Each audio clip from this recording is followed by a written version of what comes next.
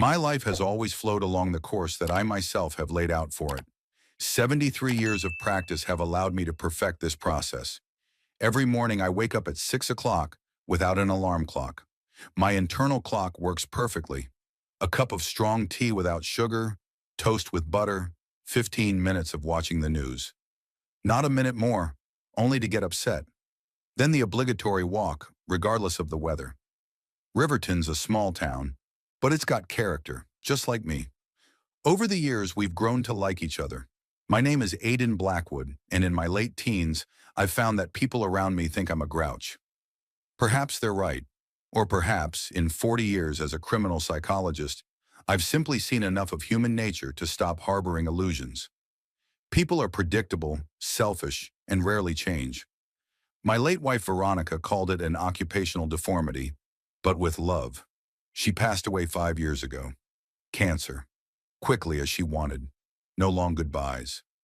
After her death, I finally retired and began to master the difficult art of being a widower. Lines of condolence calls, lonely dinners, conversations with pictures. It's just the way it is. Gradually, I developed a system. Riverton apartment for the winter, summer house in the suburbs for the summer. It worked perfectly until my son's family interfered. Raven is an only child and a perpetual misunderstanding. Where I went wrong in my parenting, I can't figure out to this day. Maybe I worked too hard. Perhaps I was too demanding. Whatever the case, my son grew up the complete opposite of me. Soft-hearted, compliant, with a touching faith in human kindness. With that combination of qualities, it's no wonder he fell right into Petunia Scarlett's trap. Oh, Petunia, the sister-in-law I've had to put up with for 14 years. A woman with the manipulative skills of a professional spy and a complete lack of any moral restraints. The first time I met her, she said I reminded her of Anthony Hopkins. As Hannibal Lecter, she added with a chuckle that was meant to soften the phrase. I replied that she reminded me of some of my patients. We've maintained armed neutrality ever since. Petunia gave me 3 grandchildren, Ethan, 12, Eliana, 10, and Oliver, 8. Kids are just like kids, noisy, messy, constantly tethered to their gadget screens. We saw each other at the obligatory family gatherings, and I honestly tried to be the grandpa from the TV shows, with lollipops in my pockets and wise counsel. But Petunia always stood between us, controlling every interaction, as if afraid I would infect the kids with my directness or, heaven forbid, teach them to think for themselves. So Raven's phone call that Tuesday came as a complete surprise to me. Dad, I need your help, he said without preamble. I'm listening. We need to do some repairs on the house right away. There's a problem with the foundation, and we can't put it off. Petunia and I will live in a rented apartment, but it's too small for all of us. I could feel where the wind was blowing before he finished his sentence. And we thought... He hesitated. Anyway, the kids will need to stay with you. For about 6 months. I almost dropped my phone. 6 months? With 3 kids? Raven, are you out of your mind? I can't... Dad, please. His voice trembled, which rarely happened. We really don't have any other options. Petunia's parents can't take them in. They've got a housing situation there, and all the other relatives live too far away from the kids' school. What about your mother-in-law? She has a huge apartment, as I recall. Her arthritis has gotten worse. She can barely manage on her own. I chuckled. It was amazing how the whole Petunia family always found good reasons to avoid any inconvenience. Suburb. What about the cottage, I asked, referring not to my own but to their country house, bought with the money I'd given them for the wedding. We sold it last year, Raven answered so quietly that I barely heard. There were financial difficulties. I didn't bother asking why I didn't know about it. Our relationship had long ago become a set of formalities. 6 months, I said again, imagining my routine turning into chaos. I was just about to leave for the summer. Take the kids with you. They could use the fresh air. Raven, my summer house is my sanctuary. It's the only place where I can... Dad, he interrupted me. I wouldn't have asked if there was another solution. Petunia's on the verge of a nervous breakdown over all this renovation. And the kids, it would be good for them to spend time with you. They hardly know their grandfather. And whose fault is that, I wanted to ask, but held back. An inner voice, suspiciously similar to Veronica's, reminded me that this might be the last chance to mend relations with my grandchildren. Time is not infinite, especially at my age. When do you plan to bring them? Tomorrow, Raven answered quickly, as if afraid I'd change my mind. Thanks, Dad. You don't know how important this is to us. I nodded silently, though he couldn't see it, and clicked off. Did my son really think I was going to believe this story about the sudden renovation and the inability to place the kids anywhere else? Raven had never been good at lying. Another difference between us. But what's the real reason? What game is Petunia playing this time? I walked to the window. The view of the Kate River, gently carrying its waters through Riverton, always calmed me. I'd bought this apartment 30 years ago because of that view. Watching the water flow is like meditating. Now I have to share this space with three little tornadoes. My cottage is 20 miles outside of town, in a place the locals call Pine Hills. It's a 4-bedroom house built by my parents, with a spacious porch and a 2-acre lot. Over the years, I've turned it into the perfect place for a single person, a vegetable garden that feeds me all summer long, a library with a wall of detectives collected over a lifetime, a silence broken only by birdsong and rustling leaves. I usually leave there in early May and return in late September when the nights get too cold for my old bones. Now it was the end of April, and I had already started packing. Petunia's plan, and I had no doubt it was her plan, was disrupting my schedule. Well, I would have to adapt. Perhaps I can really bond with my grandchildren. After all, they are an extension of Veronica, even if diluted with Petunia's genes. I looked at the picture of my wife on the dresser. Veronica in a wide-brimmed hat laughing, looking somewhere outside the frame. It was at our Dacha about 20 years ago. She always said I was too hard on Raven. You're a psychologist, she reminded me. Can't you see that your criticism only repels him? But I believed I was preparing my son for the real world. The world was tougher than I thought it would be. What do you think, Veronica? I asked the picture. Will I be able to handle 3 kids? The picture was silent, but I thought that my wife's smile became a little wider. The next morning began with a rush. I rearranged furniture in the guest room, cleared shelves in the bathroom, checked to make sure there was enough food in the fridge for 3 growing bodies. I had to Google what today's kids eat. The results were pizza, nuggets, and other fast food. I decided that my buckwheat porridge with stewed vegetables would be a culture shock for them, but useful. The doorbell rang at 11 sharp. On the doorstep stood Raven, Petunia, and the 3 children with backpacks and suitcases. A lot more luggage than I'd expected. Hello, Daddy, Raven hugged me. I patted him awkwardly on the back. Aiden, Petunia nodded with a strained smile. Thank you for agreeing to help. It's so important to us. She was dressed far too smartly for a visit to her father-in-law. Expensive dress, makeup, hair definitely from a salon. Doesn't look like a woman plagued by renovation problems. Grandpa Aiden! Oliver, the youngest, suddenly rushed over to hug me. I stroked his head in confusion. Ethan, the oldest, discreetly extended his hand for a handshake like an adult. Eliana clung to her mother, eyeing me warily. Come on in, I stepped aside, letting everyone into the apartment. The next hour passed in chaos. Petunia gave instructions on how to care for the children, as if she'd left them with an incompetent nanny rather than her own grandfather. Eliana's special diet, Oliver's allergy to strawberries, the need to make sure Ethan didn't spend all his time playing computer games, school schedules, clubs, vitamins, the peculiarities of each child's character. The information was pouring in. I wrote it down, I finally interrupted, and I'll manage. Of course you will. Petunia smiled that smile that always made me want to check that all the valuable things were in place. The kids will call us every day, and we'll visit them regularly, of course. Of course, I nodded. Now why don't you tell me the real reason for this sudden visit? Petunia froze. Raven turned pale. What do you mean, Papa? He asked. I explained. We're renovating. Raven, I looked my son straight in the eye. I've been interrogating criminals for 20 years. You think I can't see when they're lying to me? There was silence. The children looked at each other with that special expression that children have when adults are ready to make a scene.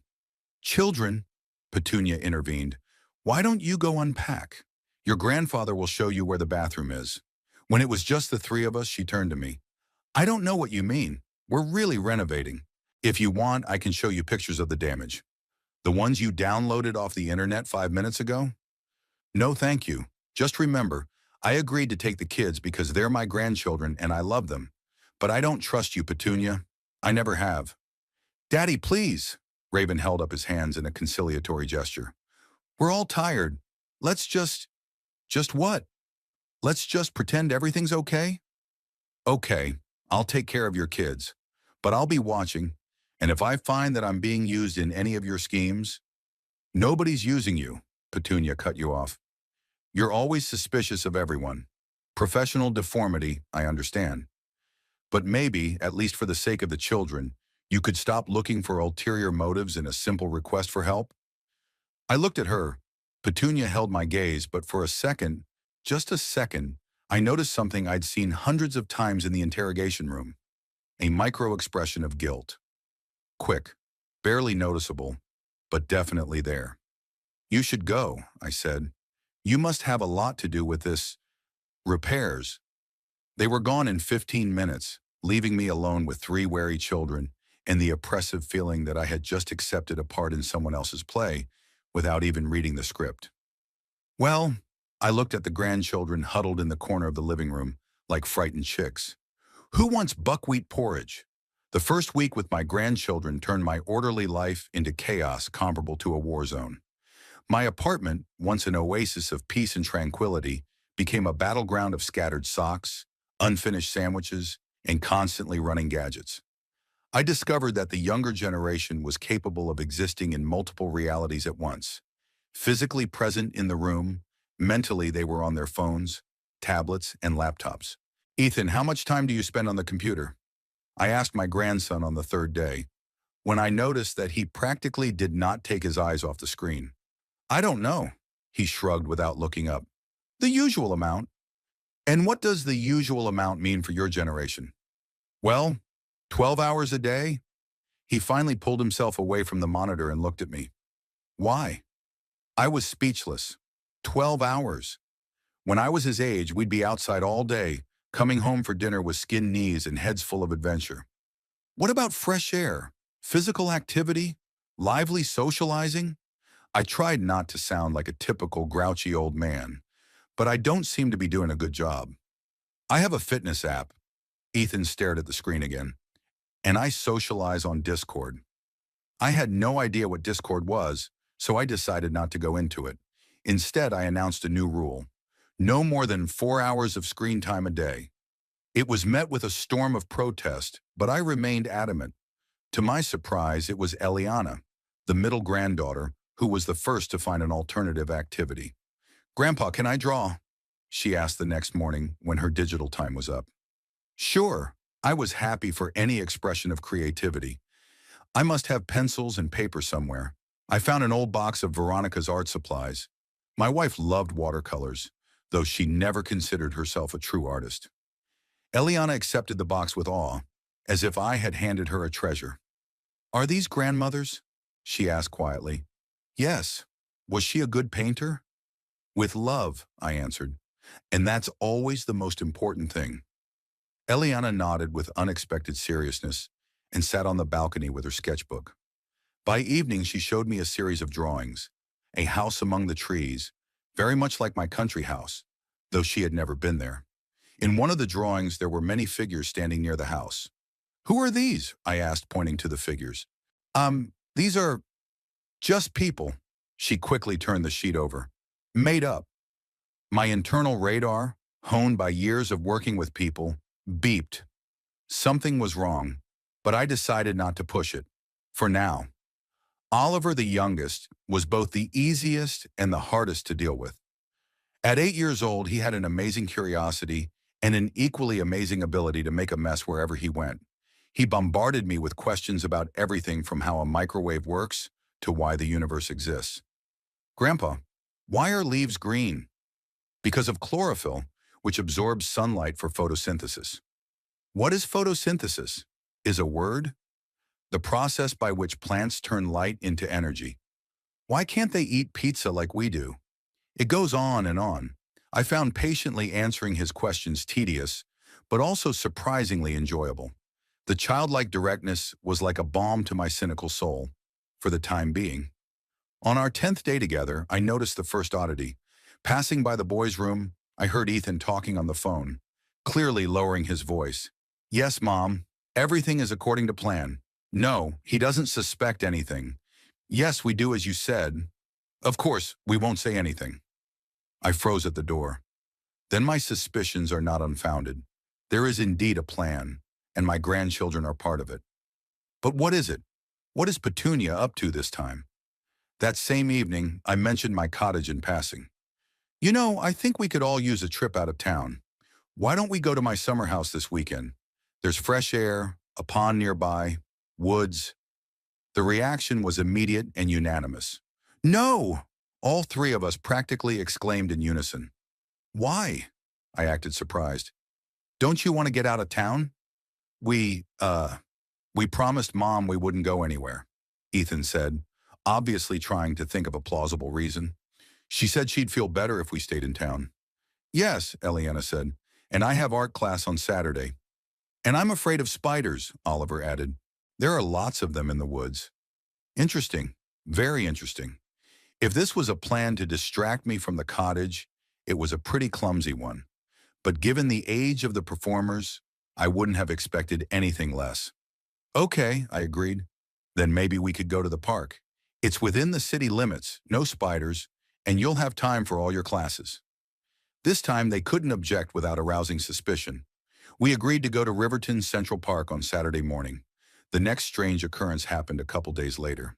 I was coming back from the grocery store and heard Eliana talking on the phone on the balcony, thinking she was alone in the apartment. "Mom, but this isn't right." "Yes, I know what you said, but..." "No, I won't tell him, but I don't like lying to Grandpa. He's a good man." That last part suddenly touched me. Eliane thinks I'm good. It was the first time in a long time that someone in the family had used that definition of me. The conversation continued. "Yes, we talked him out of going to the cottage. I don't know. Maybe in a week he'll talk about it again." "Okay, we'll think of something else." So my hunch was confirmed. Petunia sent the kids to my place on purpose so I wouldn't go to the cottage. But why? What is there at my cottage that I shouldn't see? I didn't confront the children. Instead, I decided to continue observing and gathering information. If Petunia thinks she can beat the old criminal psychologist, she's sorely mistaken. In the park on Saturday morning, Oliver got to talking. We were sitting on a bench while the older ones were roller skating, and he suddenly asked, "Grandpa, do you love your dacha?" "Very much," I answered honestly.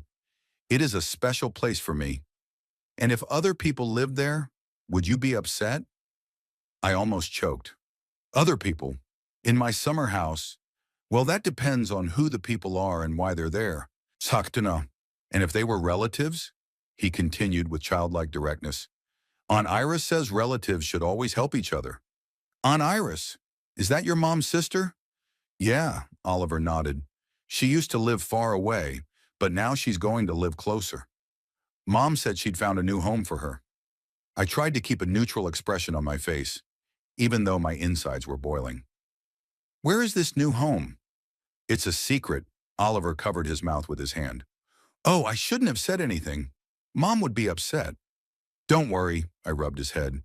"It'll be our little secret." During lunch at a small cafe near the park, I noticed how the kids looked at each other every time I mentioned the cottage. I purposely did this a few times, as if thinking out loud. Maybe we should go to the cottage next weekend after all. The lilacs should be blooming there. "Grandpa, let's go to the water park instead." Eliane immediately suggested it.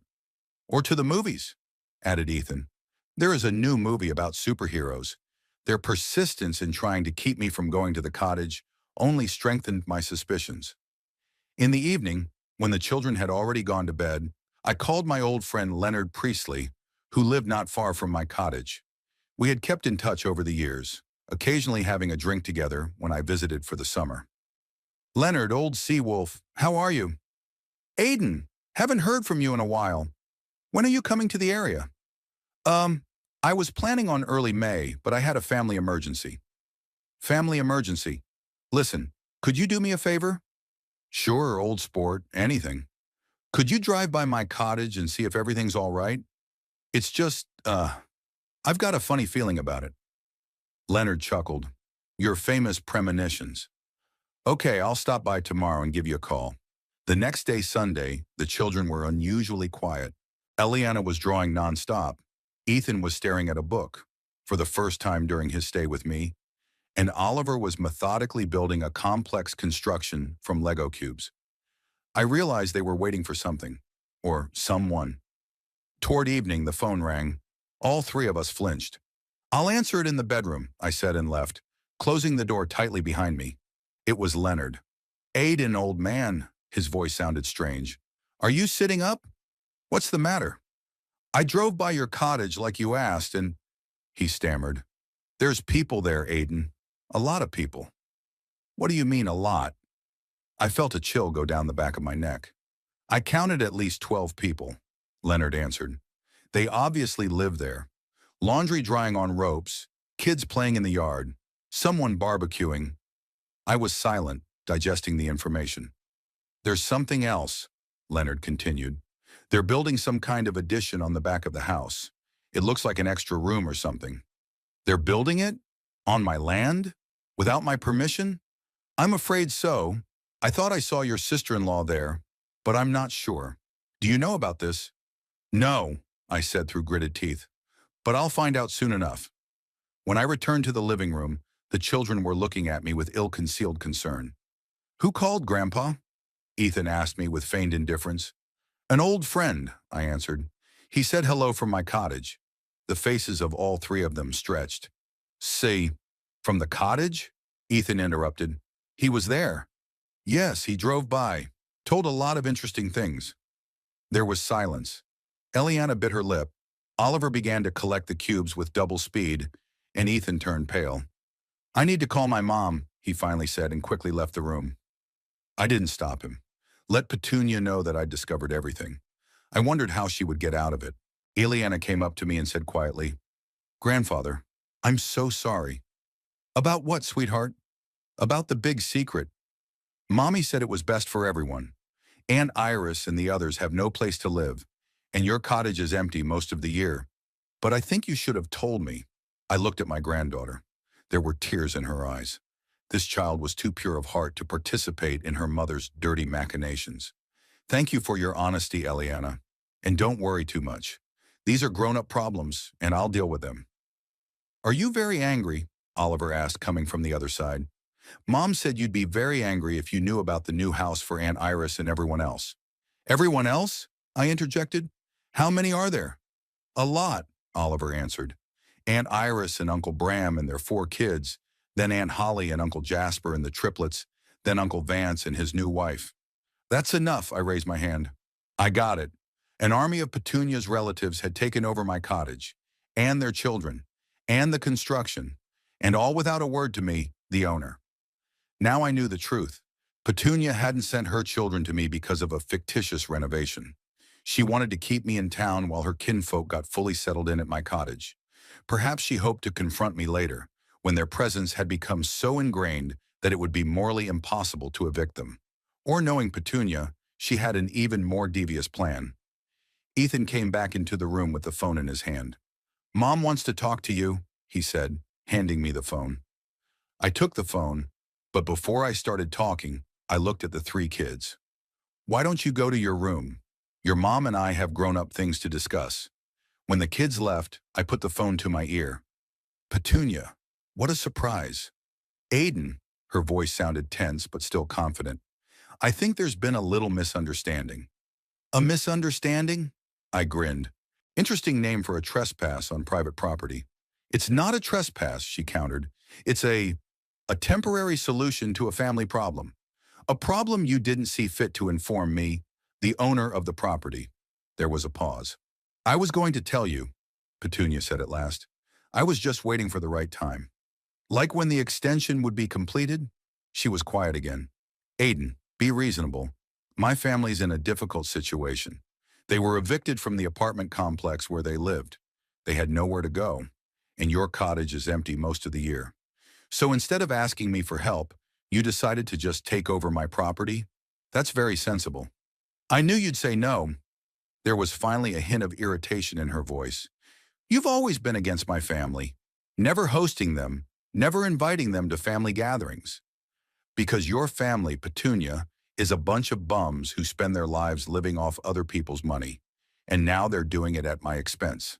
That's not true. They've just been unlucky. All 20 of them? All at the same time? What an amazing coincidence. Pause again. I could almost see Petunia going over possible strategies in her head. What do you want? She finally asked. I want all your relatives to leave my cottage. Immediately. But they have nowhere to go. That's not my problem.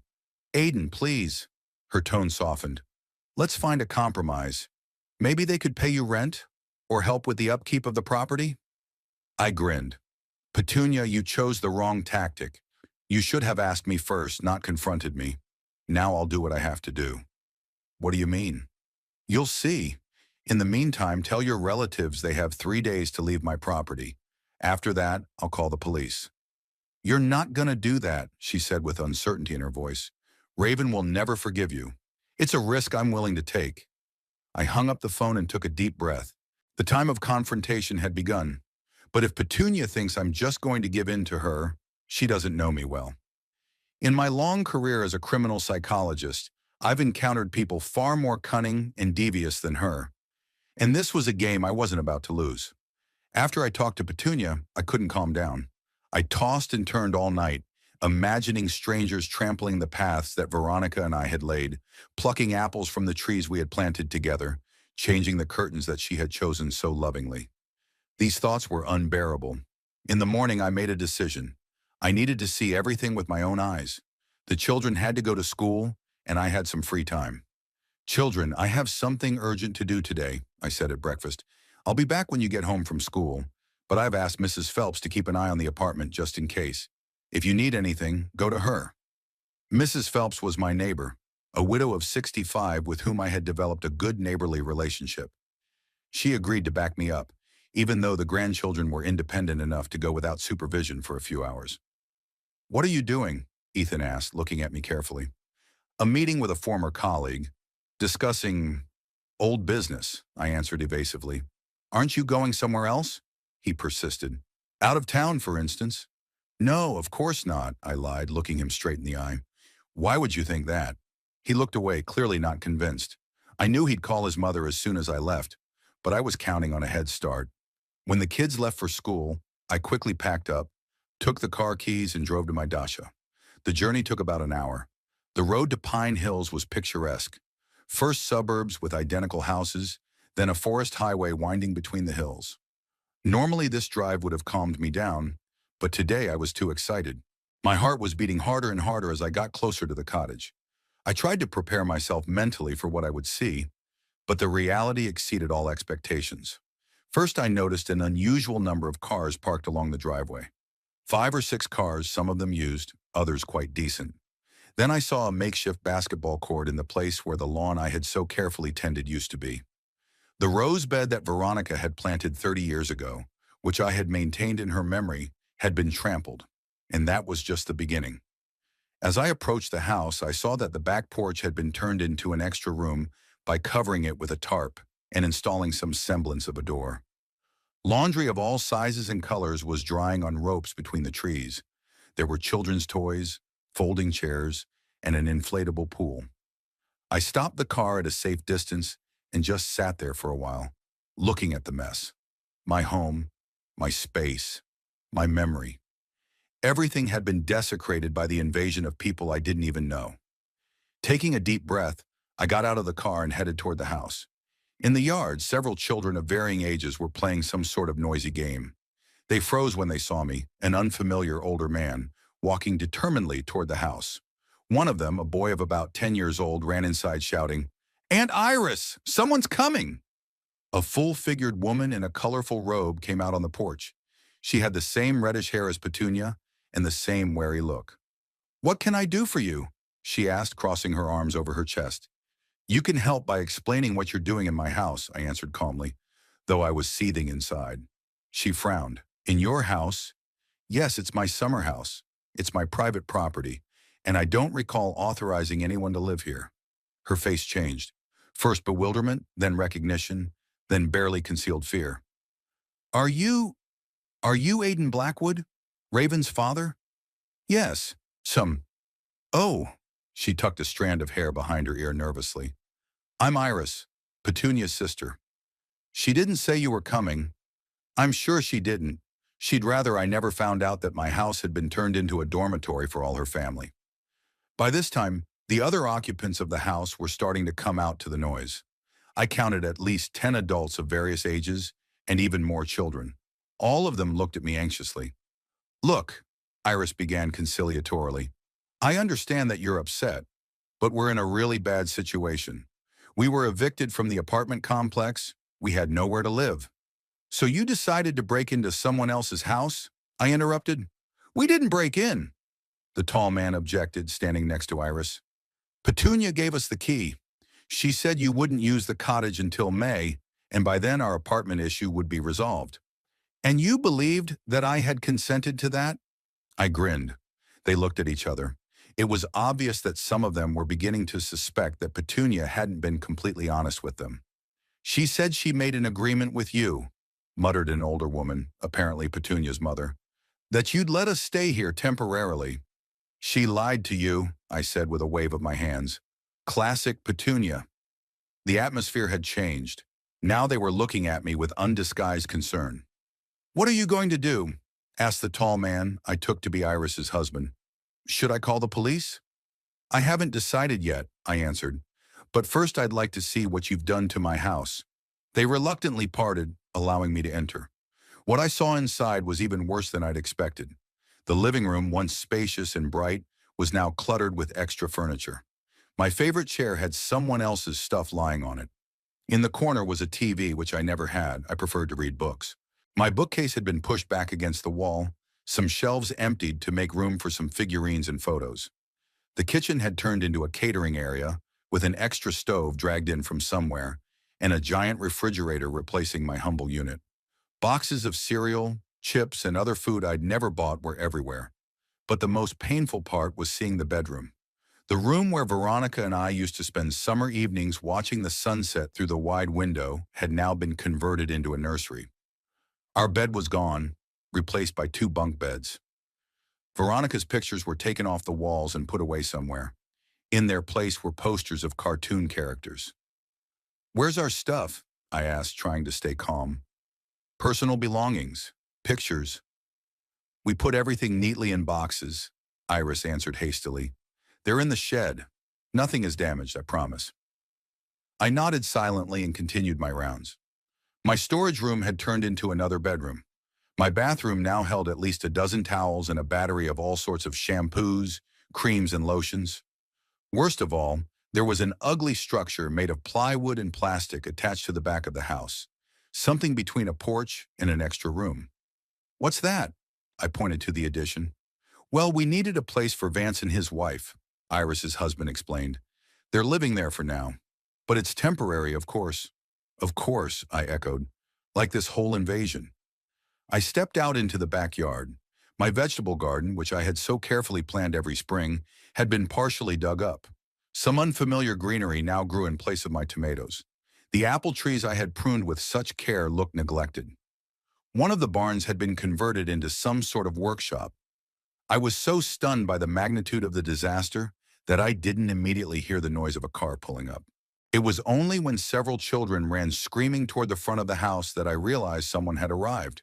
It was Petunia. She jumped out of her SUV like an enraged fury and headed straight for me. "What are you doing here?" she exclaimed without even saying hello. "You told the kids you had business in town." "And you told me you were renovating the house," I parried. Apparently, we'd both lied. Petunia looked like she was ready to explode, but held back because of the presence of her relatives, who were gathered around us, watching the scene intently. "We need to talk in private," she said, lowering her voice. "No," I shook my head. "What I have to say can be heard by everyone." I looked around at the crowd. "You have trespassed on my private property, altered it without my permission. You have used my resources. All of these are sufficient grounds for a criminal trespassing case." "Aiden," Petunia began in a conciliatory tone, I realize you're upset.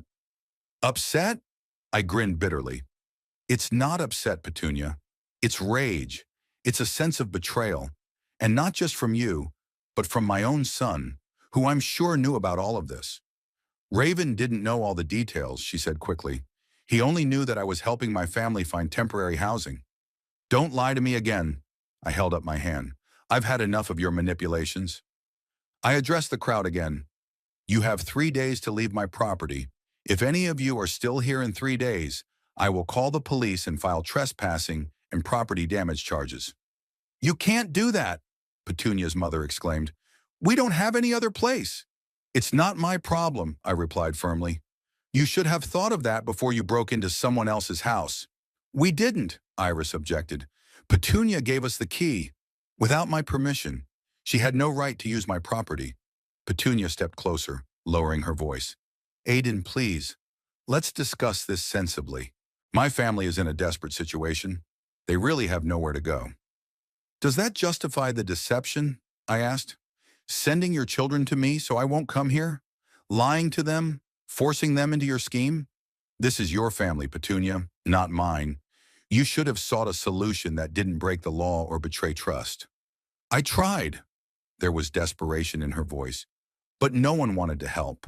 All the apartments were too expensive. No one wanted to rent to such a large group. So I thought of your cottage, which is empty most of the year. And you thought you could just take it without asking? She lowered her eyes. I knew you'd say no. Of course I would say no. This is my private space, Petunia. A place where I keep the memories of my wife. A place I've spent decades creating. Several women in the crowd began to sob. Children looked frightened. Men shuffled from foot to foot with a guilty look. But now that you see the position we're in, Petunia insisted, maybe you'll reconsider. At least give us more time than 3 days. It's impossible to find accommodation for everyone that quickly. And how long did it take you to move in here? I parried. And how long did it take you to remodel my house to suit your needs? By the looks of it, you did it pretty quickly. Petunia clenched her fists. Her face took on an expression I knew well, a calculating, predatory expression. If you do kick us out, Raven will never forgive you. You'll lose your son for good. I smiled. Blackmail, Petunia? How predictable. It's not blackmail, it's a fact. He loves me and my family. If you make them suffer, he'll be on my side. Perhaps, I shrugged. But you know what's interesting? At my age, having been through what I've been through, I've found that I have less and less patience left for toxic relationships. If the choice is between preserving a relationship with a son who allows you to manipulate yourself and me, and preserving my dignity, I choose dignity. Her face contorted with rage. You selfish old man. You've always put your principles before your family. And you, Petunia, have always put your desires before everything else, including the welfare of your own children. I circled the space around us. Look what you've gotten them into. They lied to me. They felt guilty. Eliana almost cried when she confessed your big secret. Is that what you want to teach them? That it's okay to take other people's stuff if you really want to? That it's okay to lie if it's convenient? Something resembling shame flashed in her eyes for a moment, but it quickly disappeared. I did what I had to do for my family. And I will do what I have to do. 3 days, Petunia. Not a day more. I turned to leave, but she grabbed my arm. Wait, let's find a compromise. Maybe they could stay until the end of the month. We'll pay the rent, and we'll rebuild everything when we leave. I looked at my house, disfigured, alien, filled with people who didn't even realize they'd done anything wrong. Perhaps I might have considered such an offer if you had asked me first, but not now, not after the deception. She didn't give up. What about the children? Have you thought about how this will affect your grandchildren? You're the one who should have thought about it before you involved them in this scheme. I cut her off. And by the way, how are you going to explain to them why they have to live with me for 6 months when your house is perfectly habitable and there are no repairs? Petunia turned pale. This aspect of her plan did not seem to have been fully thought out.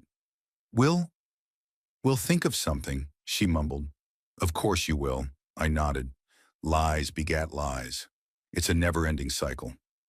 I took a few steps toward the car, then turned around one last time. One more thing. I'll check every corner of the house when you leave. If anything is damaged or missing, especially my personal belongings and photos, I'll sue you. I got in my car and drove off, leaving a stunned group of people behind. In the rearview mirror, I could see Petunia furiously saying something to the crowd, waving her arms. On the way home, I reflected on what had happened. Anger was still simmering inside me, but there was another feeling mixed in with it. Determination. Petunia had gone too far. She hadn't just deceived me. She had dragged the children into her deception. She had violated my boundaries in the most egregious way. She had tried to manipulate me with blackmail. But if she thought I would just accept it, she was sorely mistaken. I hadn't spent a lifetime as a criminal psychologist for nothing. I understood people, their motivations, their weaknesses, and I knew how to use that knowledge. Petunia and her family made a big mistake in underestimating me. They thought I was just a grumpy old man who could be easily tricked and circumvented. They didn't realize who they were dealing with. By the time I got home, a plan had already begun to form in my head. I would not just kick them out of my dacha. I would teach them a lesson they would not soon forget. A lesson about consequences, about respecting other people's boundaries, about not playing with a man who has spent decades exploring the dark corners of the human soul. The kids weren't home from school yet, and I was glad for that. I needed time to calm down and think through my next steps. I sat down in a chair and pulled out an old notebook. In it were contacts of people I'd worked with throughout my career. Police officers, lawyers, private investigators, people who could help me gather information about Petunia's family. I started taking notes. I needed to know everything. Their backgrounds, their weaknesses, their fears. Every detail could prove useful in my plan. Petunia thought she had won by moving her relatives into my summer house. But the game had just begun. And in this game, I had an advantage she didn't even realize. I knew how people who do wrong things think. I knew their psychology. And I was going to use that knowledge to the fullest. The doorbell interrupted my musings. It was the grandchildren returning from school. I put the notebook away and tried to adopt a calm demeanor. They didn't need to know I'd gone to the cottage, yet. But looking at their wary faces as they entered the apartment, I realized they already knew everything. Petunia had undoubtedly called them, or Raven. The game was on, and the kids were in the middle. Well, if Petunia thought it was okay to involve them in her scheming, then I wouldn't exclude them from my plan either. Perhaps they would even become my allies. After all, children often have a keener sense of justice than adults. "Grandpa," Ethan began, shifting nervously from foot to foot. "Mom called. She said you were at the cottage." "Yes," I nodded, deciding not to deny the obvious. "I was there." "And are you angry?" Oliver asked, looking at me wide-eyed. "I'm disappointed," I answered honestly. "Disappointed that your mom decided to deceive me. I'm disappointed that she dragged you into this lie." Eliana came over to me and hugged me unexpectedly. "I'm sorry, grandfather. I didn't like lying to you." I hugged her back, feeling some of my rage melt away. Children aren't to blame for the scheming of adults. "I know that, sweetheart, and I'm not mad at you. You were just doing what your mom said." "What's going to happen now?" Ethan asked. "With the cottage and, with us?" I looked at him with a long look. "It depends on many things. But one thing I can say for sure, I will not let my cottage be treated the way it is now." The grandchildren looked at each other, and I saw in their eyes a mixture of fear and relief. Fear of the unknown and relief that the deception had been exposed. "Now," I straightened up, "who wants to help me make dinner?" The game was on, and I was determined to win it. But first I had to take care of the children who were pawns in someone else's game. Petunia will regret underestimating the old psychologist and his ability to plan revenge. The night after the trip to the cottage, I hardly slept at all. My head was full of thoughts about what had happened and plans for the future. I knew I had to proceed with caution. When I was younger, I could have just stormed into the cottage with the police and kicked everyone out. But now, with 3 grandchildren in my care and complicated family ties, I had to be more strategic. In the morning, as the kids were getting ready for school, I noticed they were avoiding making eye contact with me, especially Ethan, who was clearly feeling guilty. I decided not to reveal what I knew about Petunia's phone call yesterday. Let them think their secret was still safe. Kids, I said at breakfast, I thought we should get to know each other better. After all, we're going to be living together for quite a while. They looked at each other anxiously. Eliana began to rub the edge of her shirt, a gesture I'd noticed when she was nervous. What are you suggesting? Ethan asked, trying to look nonchalant. How about we do something new together every day? Today, for example, we could go to the Natural History Museum after school. I hear there's a new exhibit there about dinosaurs. Oliver's face brightened up instantly. Really? I love dinosaurs. I even have a Tyrannosaurus t-shirt. Great, I smiled. Then I'll pick you up after school and we'll head over there. Eliana and Ethan were less enthusiastic, but they didn't object. I could see that they were confused. I didn't usually show such enthusiasm for joint entertainment. When they left for school, I immediately got to work. I pulled out an old contact book and called Malcolm Reed, a former police colleague with whom we had maintained a friendly relationship. Malcolm, it's Aiden Blackwood. Yeah, it's been a while. No, I'm fine, but I need some help. I explained the situation, leaving out some personal details. Malcolm, always willing to help an old friend, agreed to gather information on Scarlett's family. Give me a couple days, Aiden, he said. If any of them have skeletons in their closet, I'll find them. The next caller was Harold Winters, a private investigator I'd worked with on several complex cases. He specialized in financial fraud and could find information unavailable through normal methods. Harry, I want everything I can find on the Scarlett family.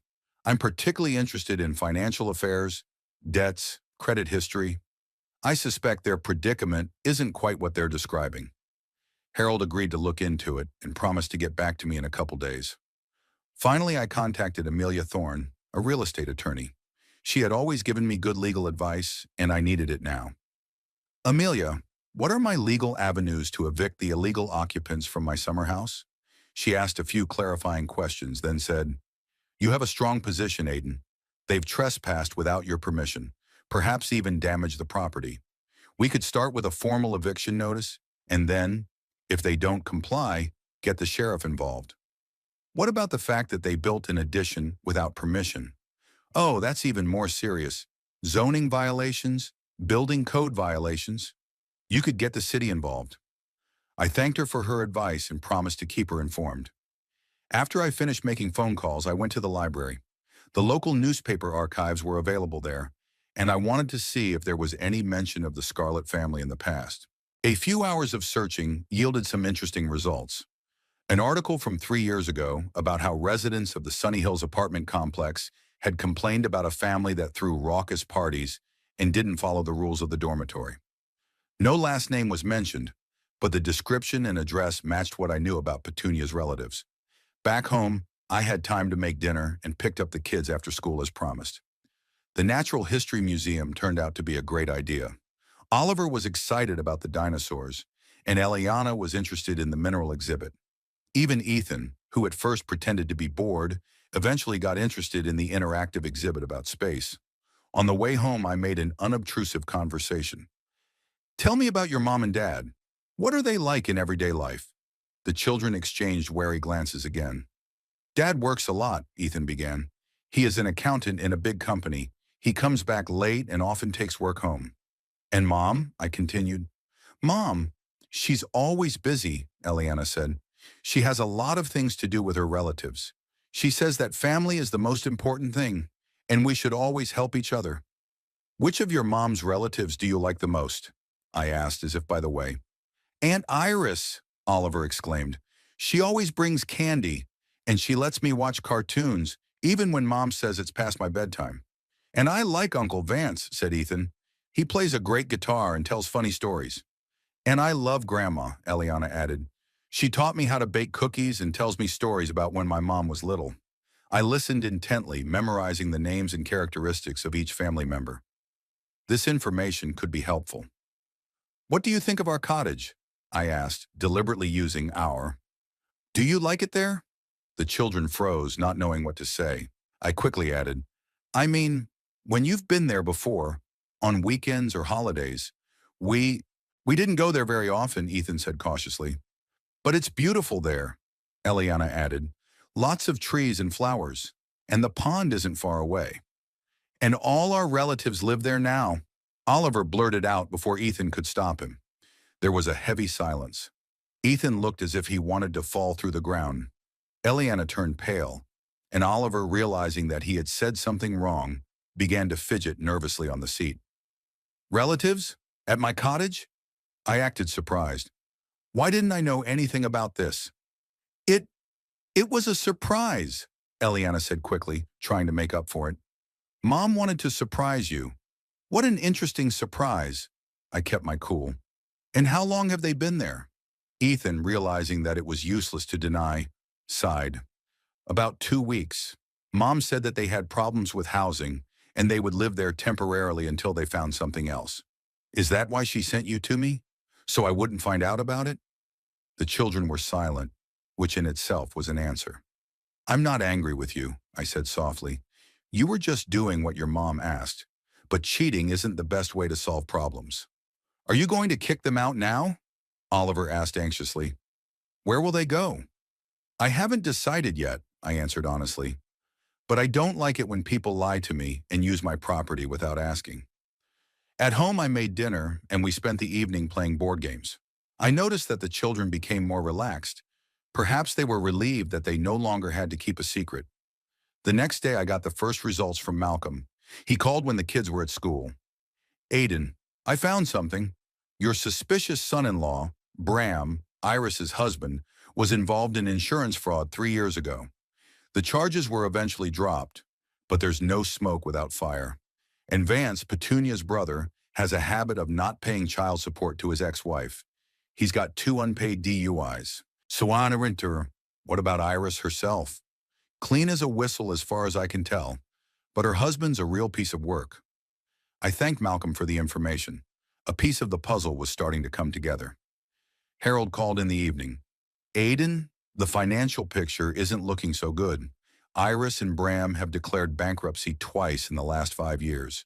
Holly and Jasper have huge credit card debts. And Petunia's mother receives welfare, yet somehow pays bills that clearly exceed her income. What do you think? A financial fraud scheme? More like a parasitic scheme. They're used to living off other people's money, loans from friends who don't pay back, temporary residency that drags on for years. Classic case. This information got me thinking. I had always suspected that Petunia's family was not noted for its high moral principles, but now I had concrete facts. The next day, the kids and I went to an amusement park. I deliberately chose activities that would bring us closer together. And it worked. The kids became more and more open with me. After lunch, as we sat on a bench eating ice cream, Eliana suddenly said, Grandpa, I don't like that Mom made us trick you. It's not fair. I don't like it either, Oliver added. I feel bad. Ethan was silent, but I could see that he was worried too. You're not bad, I assured them. Sometimes adults put children in difficult situations, and it's not always easy to understand how to do the right thing. But what do we do now? Eliana asked. Mom will be mad if she finds out we told you. You could just say that Oliver told you by accident, I suggested. It wouldn't even be a lie. Oliver lowered his head guiltily, but I tapped him on the shoulder. Don't worry.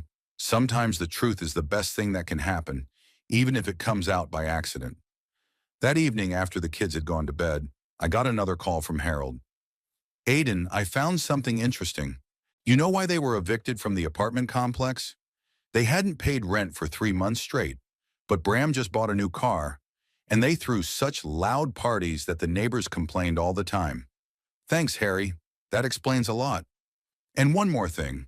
I spoke to the manager of that complex. He said they left the apartment in a terrible state. Broken furniture, holes in the walls, filth. The manager said he would never rent to them again.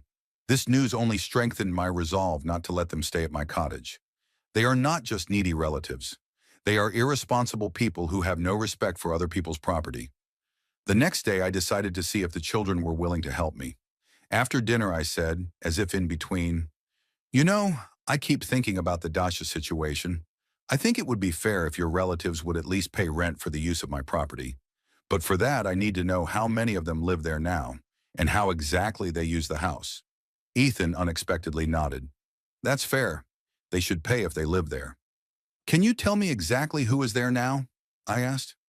To my surprise, Ethan pulled out his phone and showed me the pictures they had taken at the cottage a couple weeks ago, before they moved in with me. On them, I saw the whole fair company. Iris and Bram with 4 kids of different ages, Holly and Jasper with teenage triplets, Vance and his new wife, Petunia's mother, and a few other people I didn't know. Who are these people? I asked, pointing at the strangers. They are Uncle Vance's friends, Ethan answered. They were homeless too, and my mom let them live with the others. Friends? I couldn't believe my ears. They weren't even related?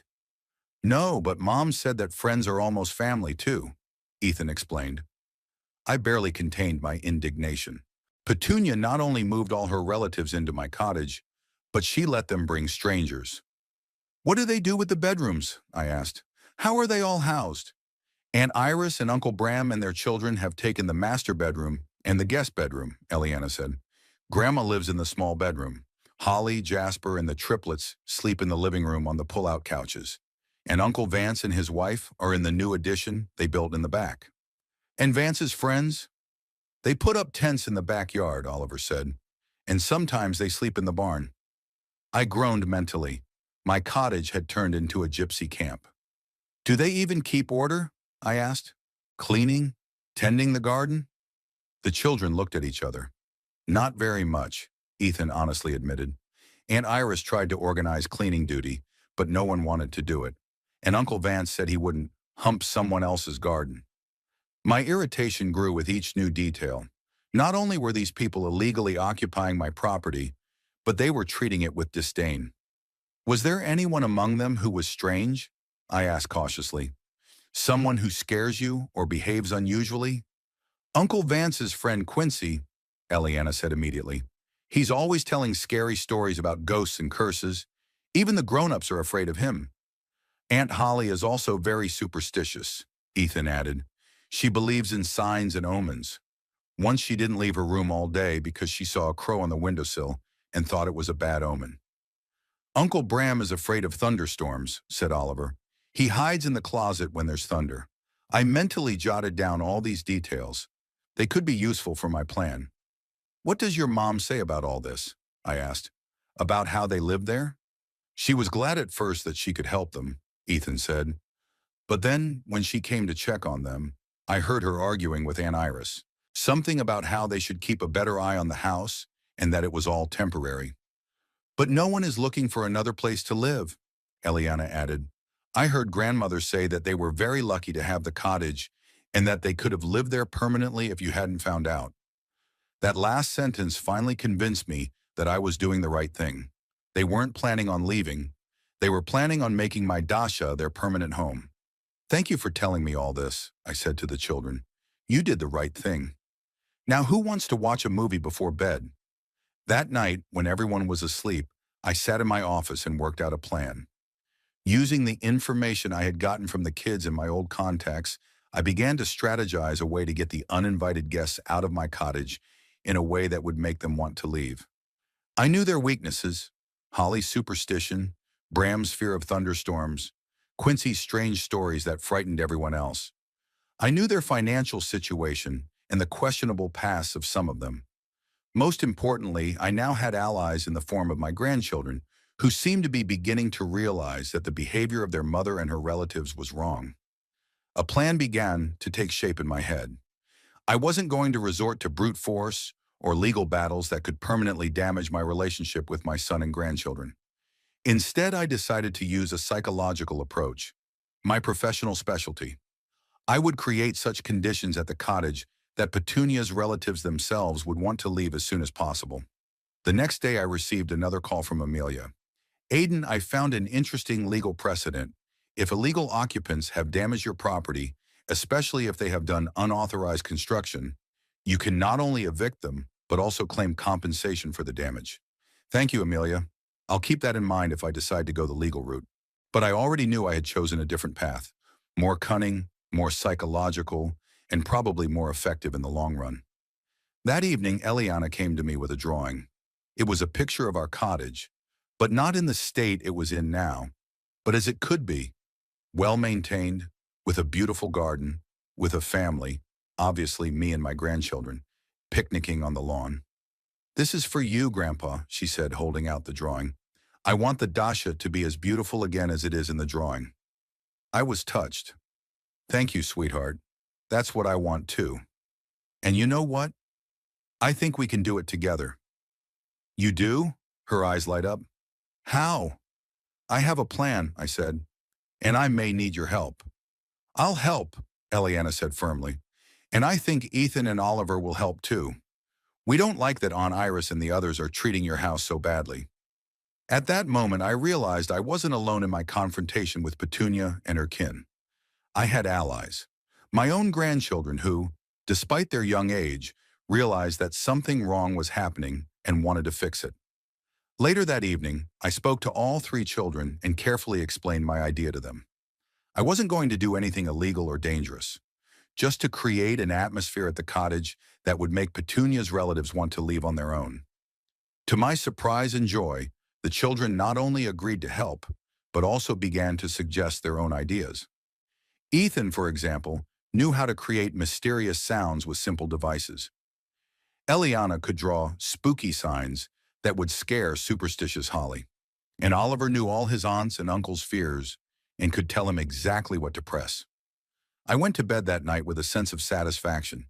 Not only had I found a way to get the cottage back without resorting to scandals and lawsuits, but I had also grown closer to my grandchildren than I had ever expected. They opened up to me, trusted me, and I suddenly found myself enjoying their company. For the first time in a long time, I felt like I had a family again. Not the toxic environment Petunia had created, but a real, sincere relationship based on mutual respect and understanding.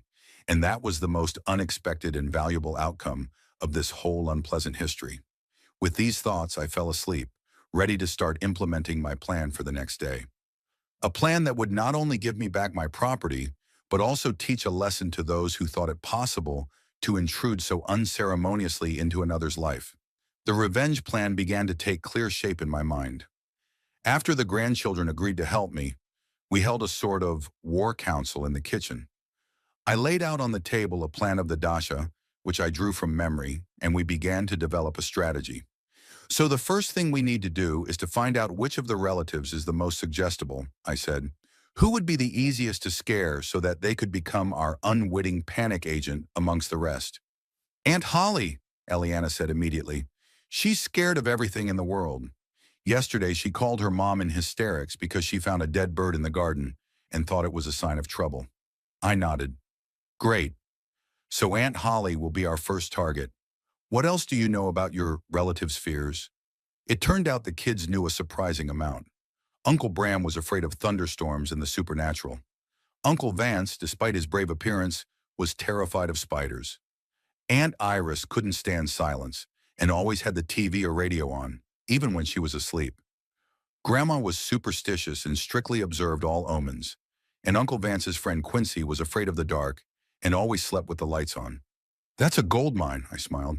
"Now we need to devise a series of random events that will make them believe that something strange is going on at the cottage." We decided to start small, with mysterious sounds at night. Ethan, it turns out, was a master of creating spooky sound effects using a regular smartphone and small speakers. He suggested recording some ominous whispers and mysterious creaks, and then using a remote control to play them in different parts of the house in the middle of the night. "I can set a timer to play the sounds at 3 o'clock in the morning," he explained. "That's the scariest time, because everyone is sleeping extra soundly, and any sound seems supernatural." Eliana suggested drawing a series of strange symbols, supposedly ancient and ominous, that we could secretly place throughout the house under rugs, behind paintings, and desk drawers. "I could also draw a crow looking out the window," she added, "and put the drawing where Aunt Holly would find it in the morning. She's sure to be frightened." Oliver, the youngest, wanted to get involved too. He figured out how to create a ghostly figure using a sheet and a flashlight that could be glimpsed through the window at night. I was amazed at the ingenuity of the children. They approached the task with an enthusiasm and creativity that any professional hoaxer would envy.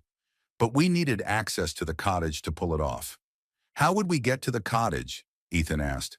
"After all, You told them that they had 3 days to move out, and they obviously weren't going to do it. I smiled. I have a spare set of keys, and I know the cottage like the back of my hand, including all the creaking floorboards and all the secret hiding places. Besides, I had a plan. The plan was simple. We'll tell Petunia that I've decided to give her relatives more time to find a new place to live, but I want to check the condition of the Dacha. My grandchildren and I would come for the inspection, and while I would distract the adults with conversation, the children could discreetly place our surprises throughout the house. Petunia was too confident to suspect a catch. When I called her the next day, she readily agreed to our inspection, probably figuring she could convince me to let her in-laws stay a while longer. On Saturday morning, we left for the cottage. The kids were excited, as if they were going on a secret mission. Each of them had a backpack with the necessary tools. I had prepared myself too, taking a few small electronic devices that I could discreetly install in key locations. When we arrived at the Dacha, we were greeted by Petunia with a strained smile. Standing next to her was Iris, her sister, who tried to look friendly, but I could read wariness in her eyes. "Aiden, children, how nice to see you," Petunia exclaimed. "We were just making dinner. Are you staying?" "Not for long," I answered. "I just want to look around the house and make sure everything is in order, and to give the children a chance to see the cottage, since they had hardly ever been here before." The children instantly got into the game. They started running around the house, ostensibly exploring it, but actually placing our surprises. I saw Eliana accidentally drop her crow drawing near Holly's chair. Ethan, under the guise of interest in the music center, set up his miniature speakers in inconspicuous places. And Oliver, playing hide-and-seek with the younger children of his relatives, hid several mysterious objects in different parts of the house. Meanwhile, I was carefully inspecting the Dacha, pretending to check the condition of the property, but in reality, memorizing the location of all the things and noting the places where I could arrange accidental breakdowns of household appliances. For example, I noticed that the refrigerator is plugged in through an extension cord with loose contacts, the perfect place to create mysterious power outages. "Everything looks okay," I said to Petunia, with a look on my face like I was expecting much worse. "Although I did notice that you moved some of the furniture around." "Yes, we had to adapt the space a bit," she replied. "But we'll put everything back when we leave." "And when will that be?" I asked directly. Petunia hesitated. We're actively looking for a new place to live, but the market is so difficult right now." "I understand," I nodded. "Well, I hope you'll find something suitable soon." We stayed at the cottage for about 2 hours, long enough for the children to place all our surprises and for me to discreetly make some modifications to the electrical and plumbing systems. Nothing dangerous, just a few small changes that would cause mysterious interruptions in the appliances.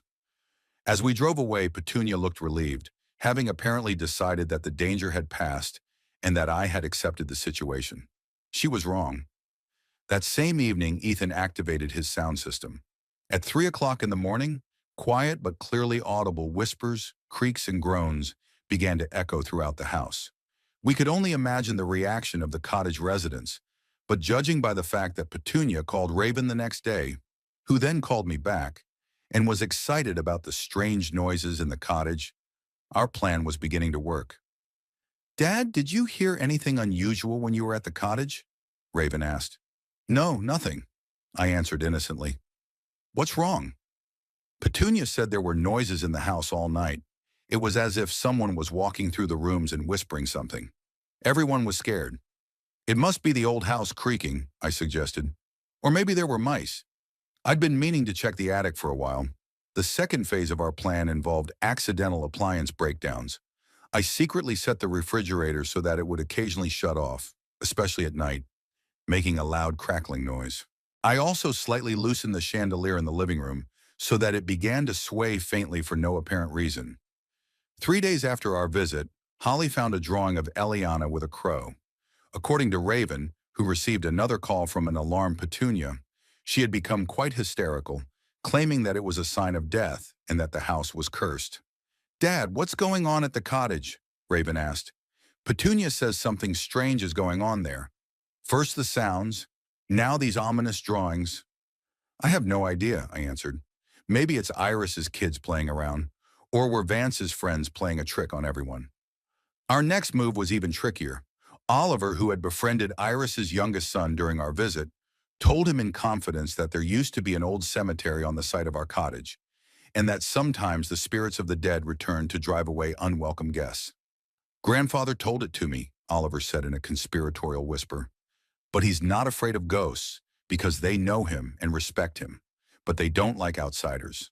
The story, as we expected, spread among the children with the speed of a forest fire, and from them it spread to the adults. Soon the whole Dacha was buzzing with talk of ghosts and curses. The fourth stage of our plan was designed for the most superstitious members of Petunia's family. Eliana drew a series of ancient symbols and mystical signs, which we secretly placed in various parts of the house, under pillows, behind mirrors, in closets. Every time someone found such a sign, the panic increased. "Dad, this is getting out of hand," Raven called me a week after our operation began. "Petunia is terrified. She says there's something supernatural going on at the cottage. Holly has already left with her children. She refuses to stay there. And Vance's friends have packed up too." "Really?" I acted surprised. "That's a shame. Maybe the house just wasn't used to so many people." Petunia didn't give up so easily. She came to the cottage with some paranormal expert who went around the house with some devices and announced that no supernatural activity was detected. But that same evening, Ethan activated his most frightening sound recording, a baby crying, changing to a strange laughter. And the expert ran away first, abandoning his instruments. Vance and his wife were the next to leave. After their cozy outhouse started leaking during perfectly clear weather, I did a little work on the roof guttering. They decided they'd had enough. "Dad, half the people have already left," Raven reported in another phone call. "Petunia is furious. She thinks someone is deliberately scaring them. She suspects the neighbors." "What a ridiculous idea," I said. "Who needs to go to all this trouble?" There were the stalwarts Iris and her husband and children, Petunia's mother, and a couple of distant relatives whose names I didn't even know. For them, we had prepared the final chord. On Friday night, when Petunia herself came to the cottage to figure out what was going on, we put on a real show. Ethan programmed all his speakers to play ominous sounds simultaneously. I remotely activated several electronic devices that caused power outages throughout the house, and Eliana had prepared a special surprise, a series of notes with the names of all the Dacha's occupants and an ominous warning: "Leave before it's too late." Raven called me in the middle of the night. "Daddy, something unimaginable is happening there. Petunia's hysterical. The whole house is shaking. The doors are opening and closing on their own, and there are creepy noises everywhere. And someone left threatening notes." "Oh my God," I sounded alarmed. "Did you call the police?" "Petunia doesn't want to. She's afraid the police will find out they're living there illegally." "I understand, but it sounds really scary. Maybe they should spend the night in a hotel." The next morning, Petunia called me herself, for the first time in ages. "Aiden," her voice shook with rage and fear, "I don't know what's going on at your cottage, but we can't stay there any longer. My family is scared to death." "That's a shame," I said with feigned sympathy. "So you're moving out?" "We have no choice. This house, there's something wrong with it." "Maybe it just doesn't take uninvited guests," I said. There was a pause. I could almost see the realization happening in Petunia's head. "It's you," she said at last. "You're the one who made this whole spectacle happen." "Me?" I acted surprised. "Petunia, I'm an old man who spent the last 2 weeks with your children. When do you think I turned into a master of special effects? I don't know how, but you did it. You wanted us out of there, and you got us out of there. We're leaving. That's it." "Glad to see common sense finally prevailed," I said, no longer hiding my satisfaction. "When will you vacate the house?" "No one will be there by the end of the week," she said. "But don't think that's the end of it, Aiden. You'll regret it." "Threatening the old man?" I grinned. "Not the wisest move, Petunia." She hung up. I turned to my grandchildren, who had been listening to the whole conversation with bated breath. "We won," I said. "They're leaving." The children shouted with joy and rushed to hug each other. Our covert operation ended in complete success. On Sunday, we went to the cottage to make sure that everyone had really moved out. To our satisfaction, the house was empty. Everywhere there were signs of a hasty departure. Forgotten things, untidy garbage, moved furniture. But most importantly, no uninvited guests. Ugh, how could they live like this? Eliana exclaimed when she saw the state of the house. Everything is so dirty and broken. It's okay, I put my arm around her shoulders. We'll fix it. Together. And we really got to work. All day long we cleaned. We put the furniture back where it belonged.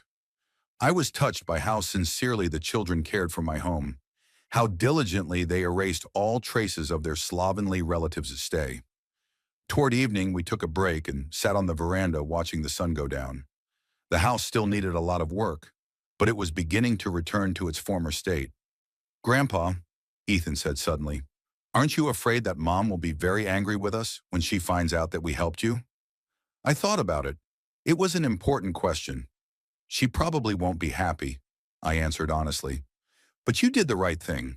Sometimes you have to choose between avoiding someone's wrath and doing the right thing. You chose conscience, and I'm proud of you. Can we come here with you in the summer? Oliver asked. It's so nice here. Of course you can, I smiled. This is as much your home as it is mine. You're part of a real family that respects each other and other people's boundaries. Eliana snuggled up to me. Thank you, Grandpa. This has been the most fun adventure of my life, and I realized that despite all the trouble, this story had an unexpected positive outcome. I had really bonded with my grandchildren. They saw in me not just a grumpy old man, but a man with principles, ready to fight for what he thinks is right.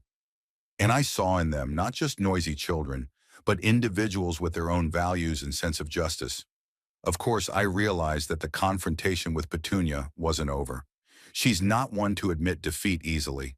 But now, with the support of my grandchildren, I felt prepared for any retaliatory moves she might make. The sun had set over the horizon, coloring the sky in shades of pink and gold. We sat on the veranda, enjoying the peace and quiet that had finally returned to this house. My home. Our home. Suddenly, there was the sound of a car pulling up. We all became alert. Who could it be? Had one of Petunia's relatives returned? In the fading dusk, I saw a familiar silhouette. It was Petunia, and judging by her determined gait, she was in the mood for a serious conversation. Children, go inside, I said calmly. I'll talk to your mother alone. The grandchildren reluctantly obeyed, but I noticed that Ethan had stopped at the window to watch us. Smart boy, always wanting to know what's going on. I stood up, preparing to face Petunia and her wrath. The game had moved into a new phase, and I was ready for the final confrontation. Petunia stopped a few steps away from the veranda, glaring at me angrily. Her silhouette seemed especially menacing in the fading twilight. Aiden, she hissed. I know it's you. At least admit it. I rose calmly from my chair, looking down at her from the veranda. Hello, Petunia. It's nice to see that you finally decided to visit me at my cottage. What a pity your relatives left so hastily. Stop this farce, she raised her voice. The sounds in the middle of the night, the strange notes, the sudden breakdowns, all of this is your doing. I don't know how you set it up, but I'm sure it's you. I smiled but didn't say anything back. Sometimes silence is the best way to throw your opponent off balance. You scared my relatives to death, she continued, climbing the veranda steps. My sister Iris is hysterical. Mother thinks the house is cursed. Even Bram, who has always been a skeptic, is convinced that something supernatural is going on here. How interesting. I made a surprised face. Perhaps your relatives have an overactive imagination, or perhaps a guilty conscience. A guilty conscience? She snorted. What are you talking about? Trespassing, for example, I said, waving my hands. Or that they used my cottage without asking permission. Or that they built an extension here without any documents. Shall I go on? Petunia narrowed her eyes. We were desperate. You would have said no anyway. And that justifies cheating? I shook my head. Petunia, I've studied human psychology for years. Do you know what I've noticed? People always find excuses for their wrong actions. There's always a good reason for them to break the rules that are binding on everyone else. She waved her hand impatiently. Leave your lectures. That's not why I came here. I want to know what you did to my children. They're acting strange. Eliana said she didn't want to go home, that she liked it at your place. What did you say to them? Nothing much, I shrugged. I just treated them with respect. Talked to them as individuals, not as pawns in your game. Petunia was confused for a moment, but she pulled herself together quickly. Never mind. I came to tell you we're moving out. That's it. No one will be here by tomorrow, but don't think that's the end of it. Are you threatening me? I smiled. Not the smartest move, considering I could go to the police and report you for trespassing on my property. You won't do that, she said confidently. Raven would never forgive you. Maybe, I agreed. But you know what's interesting? At my age, you start to realize whether it's more important to keep your dignity or to maintain a toxic relationship. I paused, looking her straight in the eye. By the way, how's Bram doing? Still running insurance scams? Or Vance, has he started paying alimony to his first wife yet? How's your mom doing? The IRS hasn't inquired about the source of the money she's living on? Petunia turned pale. Where did you... I still have connections, Petunia. I wasn't just a counseling psychologist. I worked with the police, with detectives, with lawyers. And when I need information, I know where to find it. It was a bluff, but only partially. I did learn something about her relatives, but not as much as I tried to show. Petunia's reaction, however, confirmed that I was onto something. You're gathering dirt on my family? Her voice shook with rage. How low? No lower than tricking 20 people into moving into someone else's house, I parried. But I'm not going to blackmail anyone. I just want you all to get out of here and leave me alone. At that moment, the door of the house opened, and 3 figures, my grandchildren, appeared on the doorstep. They looked wary, but determined. Mom, Ethan began, stepping forward, we have something to tell you. Petunia turned around, surprised by their appearance. Children, go inside. I have a talk with Grandpa. No, Eliana said with sudden firmness. We want to stay here, with Grandpa, for the summer. What? Petunia looked like she'd been hit. What are you talking about? We want to spend the summer here, Ethan repeated. Grandpa said we could. It's fun here, Oliver added. And we've already started fixing up the house after everyone left. Petunia looked from the children to me. What did you tell them? What did you brainwash them with? Nothing, I answered calmly. They can see and understand everything themselves. Children are very sensitive to injustice. Mom, Eliana came closer. What you did was wrong. You lied to Grandpa. You made us lie. And your relatives ruined his house. Petunia was speechless for a moment, shocked by her own daughter's candor. Eliana, you don't understand. Adult life is more complicated. No, Ethan interrupted her. It's simple. You cannot take someone else's without permission. We've been told that since we were kids. I couldn't help smiling when I saw my grandchildren defending their position. They had grown up in my eyes over the weeks, from Petunia's obedient puppets to independent individuals with their own principles. Okay, Petunia finally said, realizing she was losing the battle. We'll talk about this at home. Pack your things, we're leaving. Mom, Ethan took a step forward. We want to stay, at least for the weekend, to help Grandpa with the cleaning. Petunia looked stunned. She wasn't used to her children crossing her, especially taking the side of someone she considered her adversary. He's the one who turned you against me, her voice trailed off. Aiden, what did you say to them? What did you do to my children? I treated them with respect, I answered. I let them decide for themselves what was right and what was wrong. She turned to the children. We're leaving. Now. It's out of the question. Eliana and Oliver backed away, but Ethan stayed where he was. Then I'm going to call Dad. I'll tell him everything. How you made us lie to Grandpa. How you put all the relatives in his summer house without permission. How they ruined his things. It was an unexpected move. Petunia turned even paler. You wouldn't dare. I dare, Ethan looked determined. Dad always said to be honest. He had to know the truth. I could see Petunia frantically calculating her options. Raven, for all his gentleness, had always been a man of principle. He could turn a blind eye to a lot of things, but outright deception and manipulation of children was something he didn't tolerate. Okay, she finally said, giving up. You can stay the weekend, but I'll come back for you Sunday night, and we'll have a serious talk about all this. The children looked up in triumph. It was a small but significant victory. Petunia turned to me. And we're not done with you yet, Aiden. Raven will know you've turned the children against me.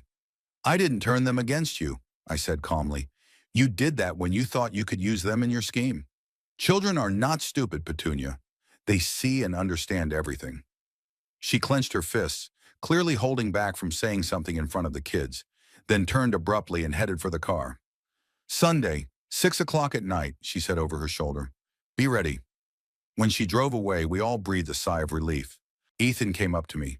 I'm really going to call Dad. He needs to know the truth. I put my hand on his shoulder. It's your decision, Ethan, but think carefully. The truth can hurt, especially the ones we love. I know, he nodded, but Dad deserves to know. He always taught us to be honest. I was proud of him. In his 12 years, he showed more moral fortitude than many adults. We spent the next 2 days tidying up the cottage. We cleaned up the trash left by Petunia's relatives, put the furniture back where it belonged, cleaned and washed everything that could be cleaned and washed.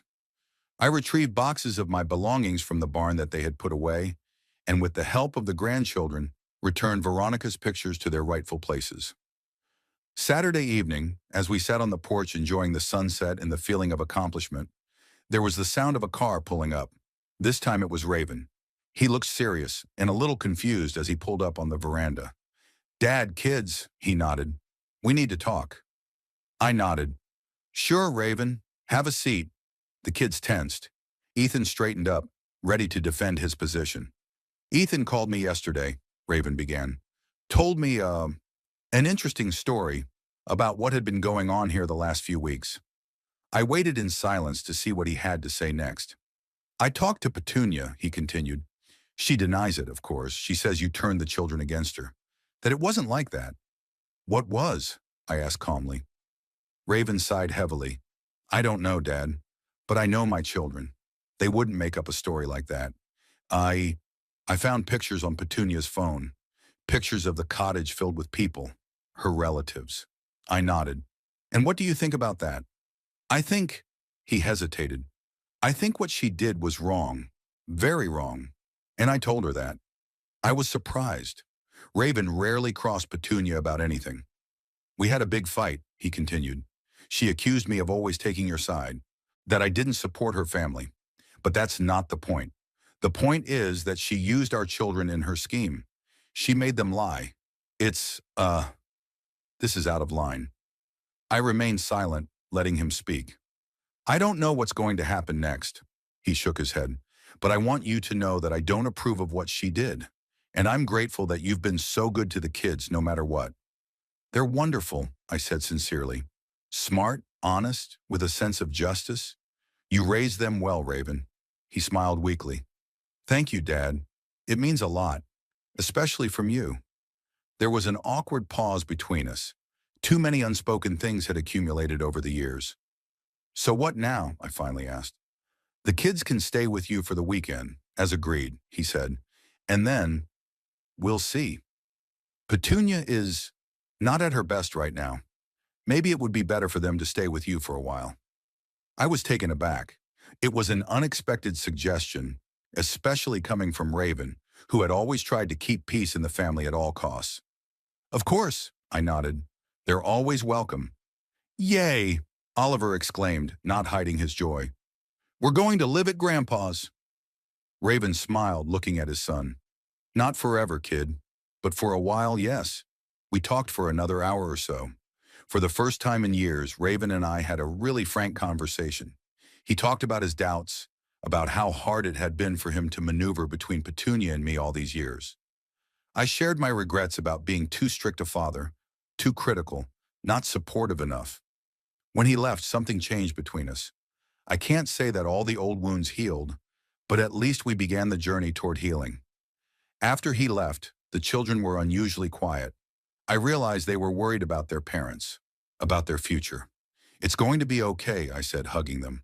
Sometimes adults need time to sort out their relationships, but they both love you, and that's what matters. On Sunday, we continued working on the restoration of the cottage. I showed my grandchildren how to fix simple things, how to tend the garden, how to cook on the old wood stove. They absorbed everything with amazing enthusiasm. After lunch, we sat on the bank of the pond, not far from the dacha. The children threw pebbles into the water, and I watched them, feeling a strange peace. Grandpa, Ethan said suddenly, you knew that Mom was going to put everyone at your cottage, didn't you? From the very beginning. I hesitated, then decided to be honest. I suspected that something was wrong. Your mother would never suggest that you stay with me without some ulterior motive. And you weren't angry with us? For being part of her plan? No, I shook my head. You're children. You did what the adults told you to do. But I was glad when you decided to help me. It was fun, Eliana admitted. It was like a spy movie. And we did the right thing, Ethan said confidently. You can't just take other people's stuff without asking. I smiled looking at them. Despite all the troubles of the last few weeks, I felt strangely grateful to fate. Thanks to this situation, I had gained something I hadn't had in years, a real connection with my grandchildren. By 6 o'clock, we were back at the cottage, expecting Petunia to arrive. But instead of her, Raven arrived again. Petunia. She needs time, he explained. We thought it would be better for the children to stay with you for another week, if you don't mind. Of course it's okay with me. I was genuinely glad. We're having a great time together. Thanks, Daddy. Raven looked tired but grateful. I'm sorry about all this. The cottage, the deception. I didn't know all the details, but I should have known, and I should have stopped her. It's okay. I put my hand on his shoulder. We all make mistakes. When he left, the kids and I went back to the veranda. The sun was setting, coloring the sky shades of pink and gold. So we're staying another week? Oliver asked with hope in his voice. Yes, I nodded. And then we'll see. Maybe for the whole summer. That would be great, he exclaimed. We can go fishing and swimming in the pond. And as I listened to the children discuss their plans for the coming week, I felt a strange calmness. Despite all the turmoil, despite the uncertainty of the future, I knew that I had already received the most important thing, the sincere affection of my grandchildren, their trust, their love. The cottage was once again what it should have been, a refuge, a place to feel at home. And though Petunia probably wouldn't forgive me for this defeat, and my relationship with Raven was still fragile, I had no regrets. After all, at my age, you begin to realize what's really important in life. Not meaningless power struggles, not toxic relationships maintained out of a sense of duty, but true connection with those who truly value and respect you. As I looked at my grandchildren playing in the thickening dusk, I realized that I had gotten so much more than just my dacha back. I had gotten back a part of my family, the part that was worth the struggle.